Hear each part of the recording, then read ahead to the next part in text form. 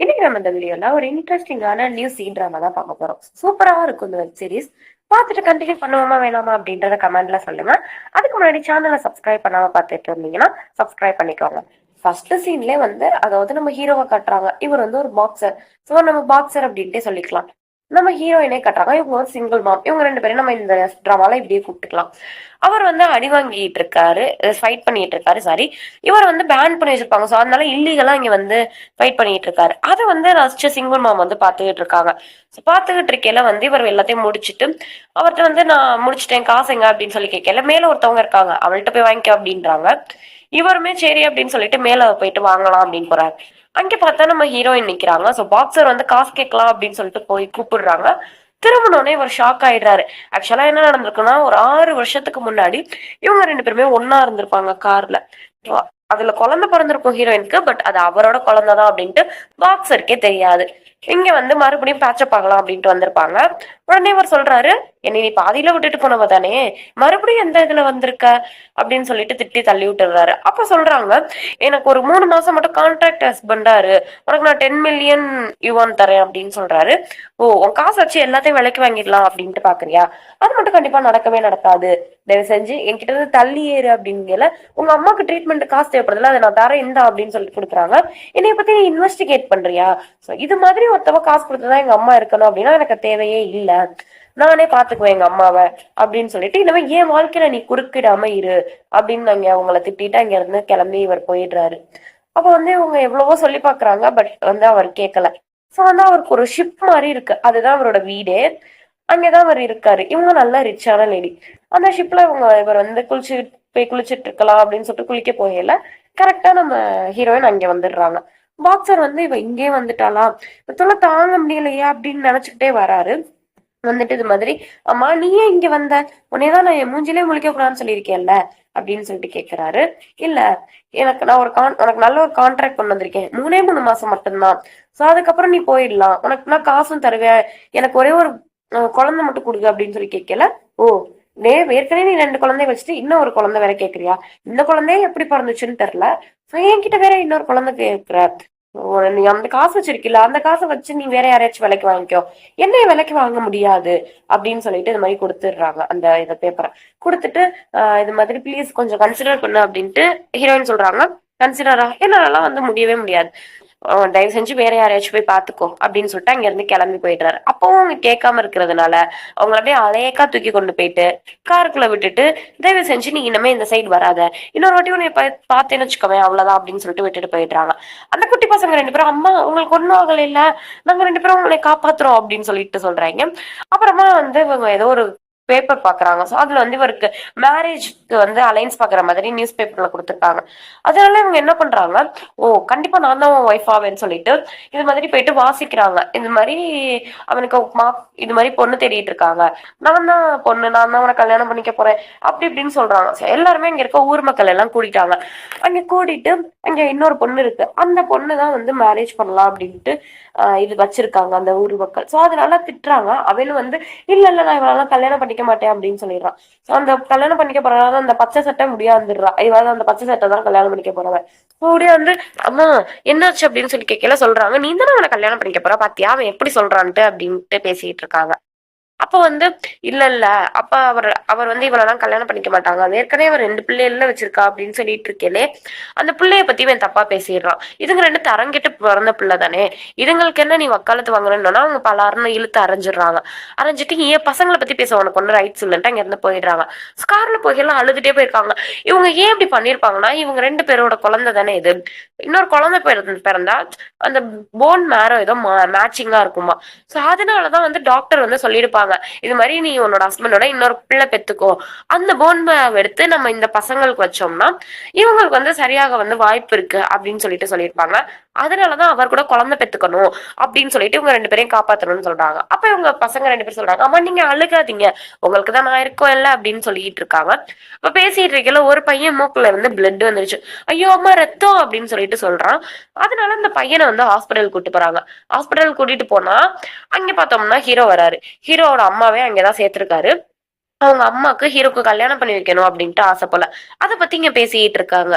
Heroine வந்து வெளியில இருந்து பார்த்துட்டு சரி அவங்க அம்மாக்கு கல்யாணம் பண்ண ஆசை போல நம்ம போயிட்டு பேசுவோம், அவங்க அம்மா கொஞ்சம் கரெக்ட் பண்ணிடுவோம் அப்படின்னு சொல்லிட்டு வேகமா உள்ள போறாங்க. உள்ள போயிட்டு அவங்க ஃப்ரெண்டு அப்படின்னு சொல்லிட்டு சொல்றாங்க. அதுக்கப்புறம் கொஞ்சம் கொஞ்சமா வந்து இவங்களோட க்ளோஸா இருக்க மாதிரி அப்படின்னு நடிக்கிறாங்க. உடனே இந்த பையன் என்ன பண்றான், வாட்ஸ்அப் பையன், இங்க நம்ம இருக்க வேணாம் நம்ம வெளியில போவோம் வா அப்படின்னு சொல்லிட்டு அவனை இழுத்துட்டு போயிடுறான். போனதுக்கு அப்புறம் வந்து என்னோட இன்னமுமே அந்த இது வேலிடிட்டியா தான் இருக்கு, என்ன நீ கல்யாணம் பண்ணிக்க அப்படின்றாங்க. இவங்க அம்மா வந்து பரவாயில்ல வேணும் சீக்கிரமா கல்யாணம் நடந்துரும் அப்படின்னு நினைச்சிட்டு இருக்காங்க. இல்ல ஒன்னும் எல்லாம் என்னால கல்யாணம் பண்ணிக்க முடியாது அப்படின்றாங்க. இந்த மாதிரி சொல்றாங்க. உங்க அம்மாக்கும் நீ அமௌண்ட் கட்டணும், உனக்கும் தேவை எனக்கும் தேவை, அதனால நீ தயவு செஞ்சு இதை கன்சிடர் பண்ண அப்படின்னு சொல்லிட்டு இவங்களோட போன் நம்பர் இருக்கும்ல, அது வந்து அவன் போனை வாங்கி இவங்களோட நம்பர் கொடுத்துட்டு இதுதான் என் போன் நம்பர், நீ வந்து உனக்கு ஒரு ஹார் டைம் தரேன் அதுக்குள்ள எனக்கு கால் பண்ண அப்படின்னு சொல்லிட்டு அங்க இருந்து கிளம்பி போயிடுறாங்க. சோ அவங்க கிளம்பி போனோன்னு அந்த பச்சை சட்டிக்காரி இருப்பாள்ல, அவ வந்திருப்பா அந்த ஹாஸ்பிட்டலுக்கு. நெக்ஸ்ட் உங்க ஃப்ரெண்டோட போய் பேசிட்டு இருப்பாங்க. அப்போ உங்க ஃப்ரெண்டு சொல்லுவாங்க, இது மாதிரி வந்து நீ டக்குன்னே வந்து குழந்தை எப்படியாச்சும் பெத்துக்கோ, ஸோ டக்குன்னு சர்ஜரி பண்ணணும் அப்படின்ட்டு வேற சொல்றாங்க, அதனால பார்த்து என்னன்னு சீக்கிரமா முடிவெடு அப்படின்றாங்க. நானும் ட்ரை பண்ணிட்டு தான் இருக்கேன், பட் அவன் இன்னும் கல்யாணத்துக்கு ஒத்துக்கல அப்படின்றாங்க. அந்த பச்சை சட்டக்காரி வந்தால அவ வந்து இவங்கள்ட்ட ரொம்பவே வந்து ஓவரா பேசுறான். பேசினதுக்கு அப்புறம் உன் குழந்தைங்களை பத்தி தப்பா பேசுறான், உன் குழந்தை வந்து இது மாதிரி தரங்கெட்டு பிறந்த குழந்தை அப்படின்னு சொல்லிட்டு பசங்களை பத்தி பேசுறா. உடனே இவளுக்கு கோவம் வந்துருச்சு, இவளை பத்தி பேசினா அமைதியா இருப்பாள்ல, பசங்களை பத்தி பேசினா கோவம் வந்துடும். ஸோ அறைய போறா. அப்ப ஹீரோ வந்து தடுத்துடுறான். தடுத்துட்டு ஆமா நீ எனக்கு இது மாதிரி சொன்ன இல்ல ஆஃபர் அது இன்னும் வேலிடிட்டியா இருக்கா அப்படின்னு சொல்லி கேட்கல, இருக்கு அப்படின்றான். இப்ப போகல மறுபடியும் வந்து அந்த பச்சை சட்டக்காரி இது மாதிரி அவங்க பசங்களை தப்பா பேசுறான். உடனே வெயிட் பண்ணு அப்படின்னு சொல்லிட்டு இவன் வந்து ஹீரோயின் மாதிரிலாம் இல்ல, வேக வேகமா போயிட்டு பலாருன்னு ஒரு அறையை கொடுத்துடுறான். அறையை கொடுத்துட்டு இனிமே என் பசங்களை பத்தி நீ எங்கேயுமே பேசக்கூடாது, இந்த ஒரு அறை நீ உன் வாழ்க்கையில எப்போதுமே ஞாபகம் வச்சுக்கணும் அப்படின்னு சொல்லிட்டு அங்க இருந்து கிளம்பி போயிடுறான். இவன் வந்து ரெண்டு பேரும் எங்க போறாங்கன்னா வெளியில போறாங்க. ஸோ அவர் எங்க போறாங்க அப்படின்னு சொல்லி கேக்குறாங்க, சொல்ல மாட்டாரு எங்கன்னா இவங்க வீட்டுக்கு தான் போறாங்க. போயிட்டு என்ன பண்றாங்க அப்படின்னா வந்து இவங்க மேரேஜ் பண்ணிக்கலாம் அப்படின்ட்டு அவர் சொல்றாரு. இவ அப்பதான் நினைக்கிறா, ஏன் மேரேஜா, இவனை மேரேஜ் பண்ணிட்டா நம்மள வந்து விட மாட்டேன் அப்படின்னு சொன்னா, டைவர்ஸ் கொடுக்க மாட்டேன்னு சொன்னா என்ன பண்றது, இதெல்லாம் மேரேஜ் எல்லாம் வேணாம் அப்படின்னு சொல்லிட்டு சொல்றாங்க. அப்புறமா சரி ஓகே நம்ம ரெண்டு பேரும் ஒரு அக்ரிமெண்ட் மாதிரி போட்டுக்கோன்ட்டு ஒரு அக்ரிமெண்ட் மாதிரி போட்டுக்கிட்டாங்க. அப்புறமா ஹீரோயினோட ஐடி கார்டையும் அவர் வாங்கி வச்சுக்கிறாரு. ஸோ இதெல்லாம் வாங்கி வச்சுட்டு மேரேஜ்க்கு போட்டோ எடுப்பாங்கல்ல, அங்கே வந்து கிளம்பி போறாங்க ரெண்டு பேருமே ஒயிட் கலர் ட்ரெஸ் போட்டுட்டு. அங்க கிளம்பி போயிட்டு ரெண்டு பேருமே மேரேஜுக்கு வந்து போட்டோ எடுத்து வச்சுக்கிறாங்க. இந்த மாதிரி போட்டோ எடுத்து வச்சதுக்கு அப்புறம் ஹீரோயின் வந்து இவரோட வில்லேஜ்க்கே வந்துடுறாங்க. இது மாதிரி இங்க அந்த போட்டோ எல்லாம் எடுத்துட்டு அவங்க இந்த ஒரு நல்ல பெரிய வீடா வாங்கிட்டு திங்ஸ் எல்லாம் கொண்டு வந்து இறக்கிட்டு அங்க வராங்க. ஸோ அங்க வந்தோன்னா ஊர் மக்கள் எல்லாம் வந்து பரவாயில்ல பாக்ஸர் கூட்டிட்டு வந்திருக்கு, புது பொண்ணு இந்த பொண்ணு தானா, அவ கண்ணப்பர் அழகா இருக்கா, பரவாயில்ல அவ அழகா இருக்கால அப்படி இப்படின்ட்டு எல்லாம் சொல்றாங்க. இவன் அந்த வீடை ஃபுல்லா அரேஞ்ச் பண்றான். அரேஞ்ச் பண்ணி முடிச்சதுக்கு அப்புறம் நம்ம பாக்ஸருக்கு ஃபோன் பண்ணி இந்த மாதிரி நான் இங்க வீடு வாங்கிட்டேன், அதனால நீ இங்க வந்துரு அப்படின்னு சொல்லிட்டு சொல்றான். அதுக்கப்புறம் சரி ஓகே நான் வரேன் அப்படின்னு சொல்லிட்டு இவனும் சொல்லிட்டு வந்துடுறான். அப்ப இங்க இருக்க ஊர் மக்கள் எல்லாம் நின்றுட்டு இருக்காங்க. இந்த பசங்கட்டிக்காரி அம்மா இருக்காள், அவ ரொம்ப பேசுறா. இவன் வந்து வேலைக்கே போலாம், நான் எப்படி சம்பாதிக்கிறானே தெரியல, ரெண்டு குழந்தைய வேற வச்சிருக்கா, நம்ம பாக்ஸர் கல்யாணம் பண்ணிட்டு வந்திருக்கான்னு அங்க இருக்க எல்லாமே இவளை தப்பா நினைச்சிட்டு தப்பாவும் பேச ஆரம்பிக்கிறாங்க. அப்ப பார்த்தா பாக்ஸர் போயிட்டு சொல்றான், இவளை நான் கல்யாணம் பண்ணிக்கிட்டேன், இவ என்னோட ஒய்ஃப், இவ இனிமே இப்படிதான் இருப்பா, சோ அதனால தேவையில்லாம நீங்க பிரச்சனை பண்ணாதீங்க அப்படின்றாங்க.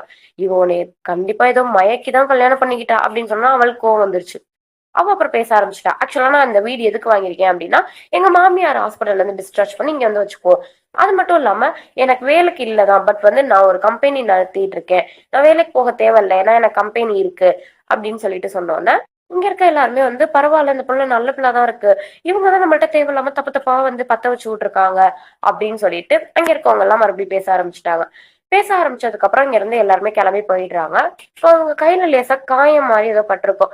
அதுக்கு வந்து நம்ம பாக்ஸர் மருந்து போடுறாரு. மருந்து போட்டுட்டு எதுக்கு நீ இது மாதிரி இதுல எல்லாம் ஈடுபட்டுக்கிற, வந்து உனக்கு கஷ்டமா தான், இது மாதிரி ஏதாச்சும் பேசினாங்கன்னா உனக்கு அது ஓவர் கம் பண்ணி வர தெரியாது, இந்த மாதிரி கஷ்டமான பீப்புள் எல்லாம் நீ பாத்துருக்க மாட்டேன், ரிச்சாவே வளர்ந்துருப்ப அப்படின்னு சொல்லிட்டு சொல்றாங்க. அவங்க சொல்றாங்க அப்படியெல்லாம் இல்ல, இது மாதிரி ஆளுங்களை நானும் வந்து பாத்திருக்கேன் என் வாழ்க்கையில நிறைய பேரை அப்படின்னு சொல்லிட்டு சொல்றாங்க. இது எல்லாத்தையும் ஃபேஸ் பண்ணிட்டு தான் நான் என் வாழ்க்கையில இப்ப இந்த நிலைமையில இருக்கேன் அப்படின்னு சொல்லிட்டு அவங்க சொல்றாங்க. இந்த மாதிரி எதுவுமே யோசிச்சு பார்த்துட்டு சரி ஓகே நீ எதுவுமே அங்க எது வச்சுக்காத, அவங்களும் நட்டா அவ்வளவா பேசிக்க மாட்டாங்க அப்படின்னு சொல்லிடுறாங்க.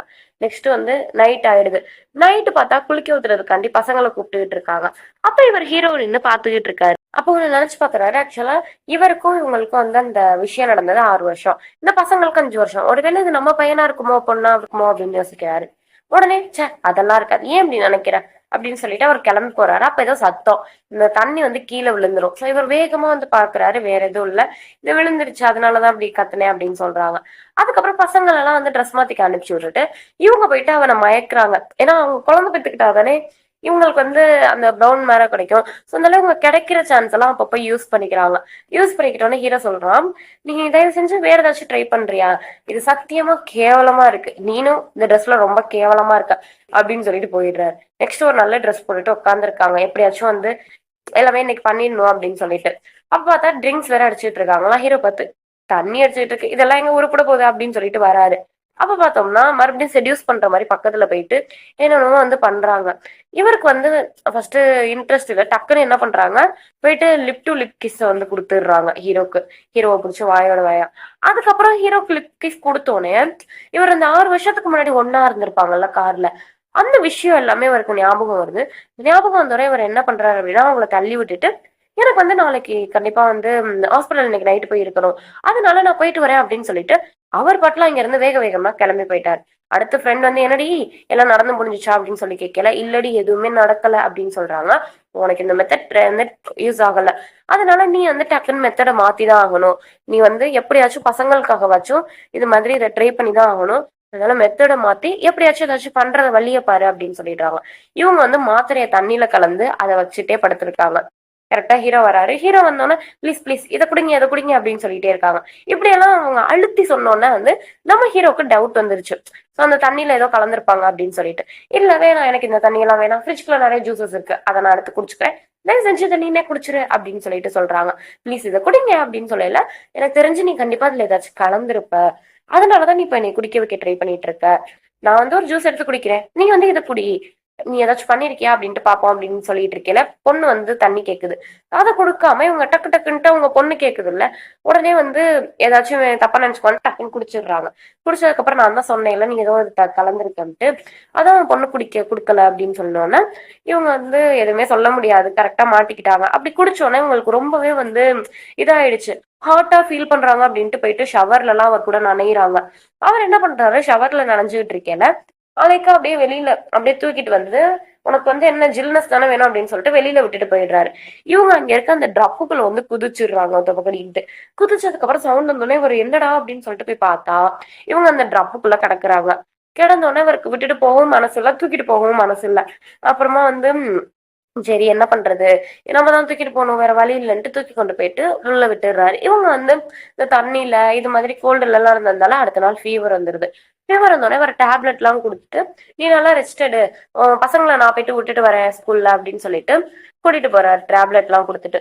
அதுக்கப்புறம் பார்த்தோம்னா அந்த பசங்களை கூட்டிட்டு போறாங்க. கூட்டிட்டு போகல உங்க அம்மா வந்து உங்க தாத்தா வெளியில துரத்தி விட்டாரு தானே, அது மாதிரி எனக்கு ஒரு பொண்ணு இருந்தா நானும் துரத்தி விட்டுருப்பேன் அப்படின்னு சொன்னோன்னே, நீங்க இப்படிலாம் பேசாதீங்க, எங்க அம்மா எங்களுக்காண்டிதான் வெளில வந்தாங்க அப்படின்னு சொல்லிட்டு அந்த பசங்க எல்லாத்தையும் சொல்றாங்க.